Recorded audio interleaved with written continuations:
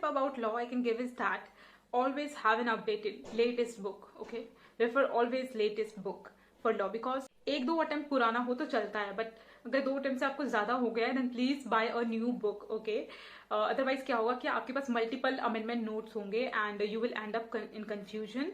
ठीक है, if you want to study like in second start from like second year of articleship, और अगर आप सोच रहे हो कि अभी स्टार्ट करना है आपको लॉ, तो आप किसी और बुक से पढ़ लो. और लाइक पीएम आजकल के जो हमारे स्टडी मटेरियल है न्यू सिलेबस का, उसका काफी अच्छा मटेरियल है. तो आप उससे अगर आप सेल्फ स्टडी अभी स्टार्ट करना चाहते हो, like you have not plan for taking any class, तो आप उनसे पढ़ना स्टार्ट कर सकते हो if you like feel like studying law subject. Okay, but अगर आपने सोचा है कि आप अभी नहीं पढ़ोगे, आप 2 साल तक, 2 साल के बाद थर्ड ईयर में पढ़ोगे, तो आई वुड सजेस्ट कि आप तभी बुक खरीदो. अभी से बुक खरीद के रखने का कोई फायदा नहीं है. ठीक है, अदरवाइज क्या होगा कि उस टाइम फिर अमेंडमेंट्स आ जाएंगे तो आपको फिर सोचोगे कि अमेंडमेंट नोट कलेक्ट करूं या फिर नई बुक खरीदूं, तो इसमें आप फंस जाओगे. So hi, my name is Poonam and welcome back to my channel. So this video is going to be about preparation of corporate and allied laws for CA final.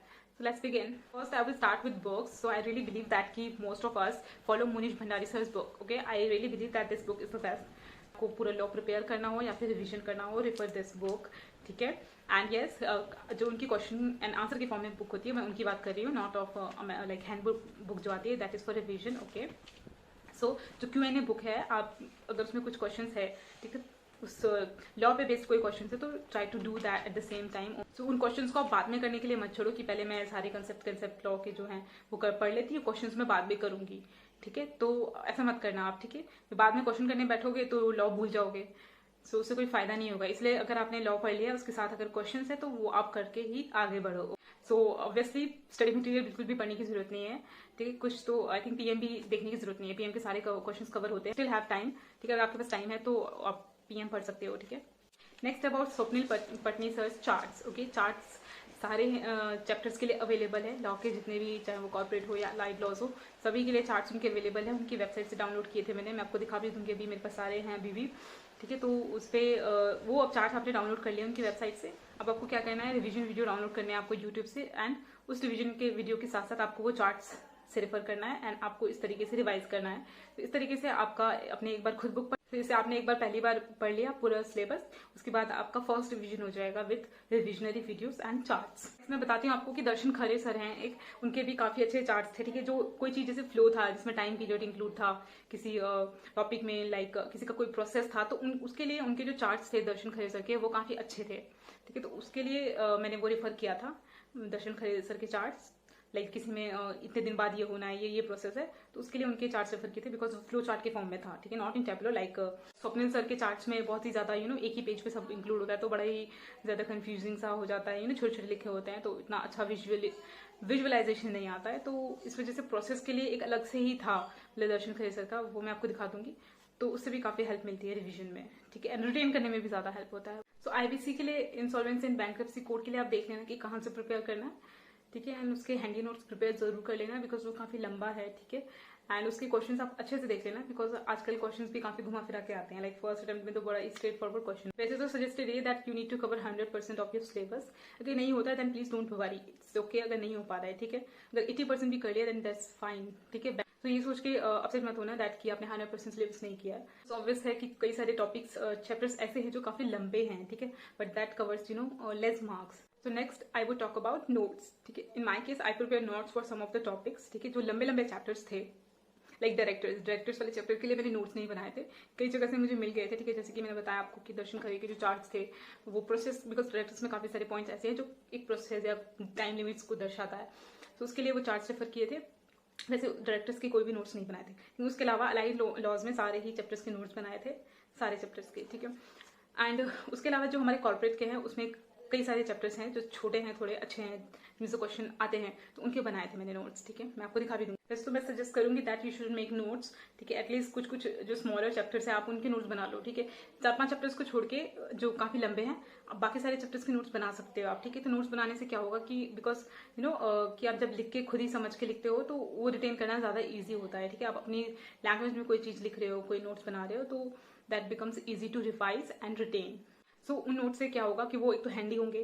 ठीक है, और आप जो 1 डे बिफोर पढ़ोगे तो उस time सिर्फ उन्हीं नोट से पढ़ना पड़ेगा आपको, तो आपका रिवीजन टाइम पे खत्म हो जाएगा. जो मैं आपको जो अपने नोट्स दिखा रही हूँ वो मैंने इन्हीं से ही रिवाइज किया था. ठीक है, तो मैंने ट्राई किया था कि किसी तरीके से बस नोट्स बन जाए। मैंने राइटिंग, पेपर, नोटबुक इन सब पे इतना ध्यान नहीं दिया था, जस्ट नोट्स पे ध्यान दिया था कि हाँ किस तरह से बन जाए ताकि मेरा रिवीजन ईजी हो जाए। तो वैसे तो रिवीजन भी आप मुनीश भंडारी सर की बुक से कर सकते हो, ठीक है, इसमें कोई डाउट नहीं है। लेकिन उस टाइम इतनी ज़्यादा प्रेशर था कि उस बुक से रिवाइज करने के बारे में मैंने नहीं सोचा, ठीक है। एक तो वैसे ही वो पुरानी थी, नवंबर 16 अटेम्प्ट की थी। तो अगर आपके पास लेटेस्ट बुक है और आपने पूरा पढ़ लिया है और अच्छे से हाईलाइट कर लिया है, इंपॉर्टेंट चीज़ें मार्क कर लिए, रिवीजन वाली चीज़ें मार्क कर लिए, तो आप उससे भी रिवाइज कर सकते हो, ठीक है। और वो पेजेस भी आप फोल्ड कर सकते हो। So in this way you can revise. Otherwise अगर आपको नहीं लगता है कि नहीं हो पाएगा उससे रिवाइज, देन इट्स ओके। आप अपने कुछ कुछ चैप्टर्स के लिए नोट्स बना लो, आप उससे रिवाइज कर सकते हो, जैसे कि मैंने किया। I would say about amendments, ठीक है, as I said earlier also that कि अगर थोड़े बहुत अमेंडमेंट्स है देन इट्स ओके, आप कोई कहीं से भी करो। बट अगर ज्यादा है तो प्लीज प्रेफर न्यू बुक, ठीक है। वैसे भी ज्यादा अमेंडमेंट्स के लिए जब ज्यादा अमेंडमेंट्स आते हैं, लाइक मे 18 में ज्यादा अमेंडमेंट्स थे, बहुत ज्यादा अमेंडमेंट्स थे। आई रियली फील दैट कि दिस इज वेरी रॉन्ग कि थोड़े बहुत अमेंडमेंट्स के लिए हमें पूरी, अगर हम लाइक लेटेस्ट बुक रेफर करना चाहते हैं तो हमें पूरी बुक खरीदनी पड़ती है मुनीश भंडारी सर की, पूरे पैसे पे करने पड़ते हैं। अब तो आई थिंक 700 से ज्यादा कॉस्ट है उनकी बुक। कहीं और से अरेंज हो जाता है, आपके किसी नोन में किसी के पास है जिसने क्लियर कर लिया है, तो दैट्स रियली गुड। बट अगर नहीं है, तो अगर ज्यादा अमेंडमेंट्स है, बहुत ज्यादा अमेंडमेंट्स है, लाइक मेरे केस में था, मैं 18 में था, तो आप please get a new book, okay. Like मैंने नहीं किया था तो तभी मैं बता रही हूँ that because I actually face problem, lot of problems were there, ठीक है। हमेशा अमेंडमेंट्स को इंपॉर्टेंस दो, ठीक है। अमेंडमेंट से काफी अच्छे क्वेश्चंस आते हैं, निकल के आते हैं। So amendments are must, okay, you need to do amendments, कहीं से भी करो लेकिन अमेंडमेंट्स करने हैं। And please make a habit कि आप वो अमेंडमेंट्स को अपने रेगुलर बुक में या रेगुलर नोट्स में इनकॉर्पोरेट कर लो, ठीक है। तो इससे आपको अलग से अमेंडमेंट्स देखने की जरूरत नहीं पड़ेगी। जैसे जैसे आप अपने नोट्स पढ़ोगे, आप उसी के साथ आपका अमेंडमेंट्स भी कवर हो जाएगा, बिकॉज आपने ऑलरेडी अपने नोट्स में इनकॉर्पोरेट कर लिए हैं, ओके।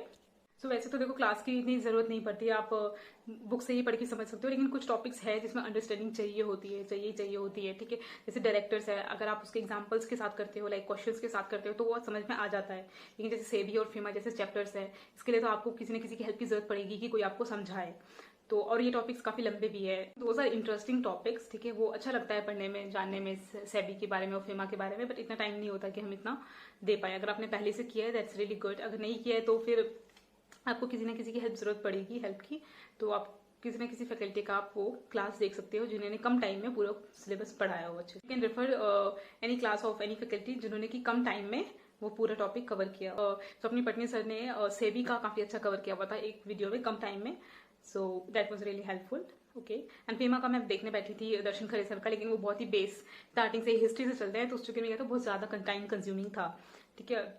तो इसीलिए उसमें टाइम लगाना, एक दो वीडियोस में लगाया, ठीक है, एक दो क्लासेस में लगाया। आई थिंक 9 to 10 क्लासेस थी फेमा। तो उनके वीडियोस को आप रिवीजन वीडियोस को अगर 2-3 बार देख लेते हो, ठीक है, तो उससे आपको कई सारे निमोनिक्स पता चलेंगे और आप उन टॉपिक्स को आप थोड़ा रिटेन भी कर पाओगे with mnemonics, okay. So you can refer his videos that are good. Next I would talk about allied laws, ठीक है। अलाइड लॉज जैसे मैंने बताया, मैंने सारे चैप्टर्स के नोट प्रिपेयर किए थे। एक दो चैप्टर्स थे, लाइक फेमा, वो काफी बड़ा चैप्टर था, तो उसके मैंने किसी फैकल्टीज के नोट थे, ठीक है, वो टेबुलर फॉर्म में थे, तो वो मैंने प्रिंट आउट निकाले थे, वो मैं आपको दिखा दूंगी, ठीक है। एंड जैसे इंटरप्रिटेशन, PMLA, ये छोटे छोटे चैप्टर्स कुछ है, banking, insurance, SCRA, competition act, SARFAESI act, ये सारे के नोट्स बनाए थे और ये आप अच्छे से कर भी लो, ठीक है। इसको आप इसके बिल्कुल मत करना, ठीक है। इसके अलावा जैसे बचता है हमारा फेमा और सेबी, यही दो चैप्टर हैं जो अलाइड लॉज में काफी बड़े हैं, ठीक है, और हमें इनके मार्क्स का भी कोई आइडिया नहीं होता कि कितने मार्क्स का आएगा, ठीक है। तो लाइक फेमा इतना बड़ा चैप्टर है लेकिन सिर्फ 4 मार्क का क्वेश्चन आया था, बताओ। सो आई थिंक कि अगर पहले आप उन टॉपिक्स को कर लो, उसके बाद ही आप इन दो चैप्टर्स पे आना, ठीक है। बिकॉज बाद में आपके पास टाइम कम बचेगा और आप छोटे चैप्टर्स को कवर नहीं कर पाओगे, तो फिर तो वेस्ट हो गया। पीएम का भी थोड़ा बहुत ओवरव्यू कर लिया था, बट अलाइड लॉज में आप देखोगे, अलाइड लॉज का जो पीएम है, वैसे तो अलाइड लॉज देखो अपने आप में ही काफी बड़ा है। स्टिल पीएम में जब अलाइड लॉज किया तो सेटिस्फेक्शन नहीं आ रहा था कि नहीं, पीएम में तो सारे टॉपिक्स कवर नहीं होते हैं, ठीक है। तो इसीलिए मुनीश भंडारी सर की देखे थे और अपने नोट्स प्रिपेयर करे थे। Next tip about writing and answer format, okay. So आपको ये ध्यान रखना है कि किस क्वेश्चन का, लाइक केस लॉ को आंसर करने का एक फॉर्मेट बना रखा है, तो उसी फॉर्मेट में आपको आंसर करना है। इसी तरीके से आप मुनीश भंडारी सर के जब क्वेश्चन के आंसर्स पढ़ोगे, 5 ईयर के क्वेश्चंस के आंसर पढ़ोगे, तो आपको उससे आइडिया क्लियर हो जाएगा कि किस तरह से आपको लिखना है, ठीक है। तो आपको sequence of writing your answer पता चल जाएगा अच्छे से, ठीक है। तो वो आपके हैबिट में आ जाएगा, बिकॉज वैसे ही उनकी हर बुक में वही चीज मेंटेन है, तो आपके हैबिट में आ जाएगा और आप at in the exam ultimately आप वैसे ही सीक्वेंस में लिख के आओगे, तो ये चीज आपकी वहीं पे सही हो जाएगी। नेक्स्ट अबाउट मॉक टेस्ट मैंने नहीं दिए थे, दोनों अटेम्प्ट में नहीं दिए थे, ठीक है। वैसे तो आई थिंक कि मॉक टेस्ट अगर आप मुनीश भंडारी सर की बुक क्वेश्चन एंड आंसर वाली पढ़ रहे हो, सारे क्वेश्चन आप कर रहे हो, ठीक है, अच्छे से अंडरस्टैंड कर रहे हो, खुद भी सॉल्व करके देख रहे हो, तो आई थिंक ये मॉक टेस्ट नहीं भी दोगे तो चल जाएगा, ठीक है।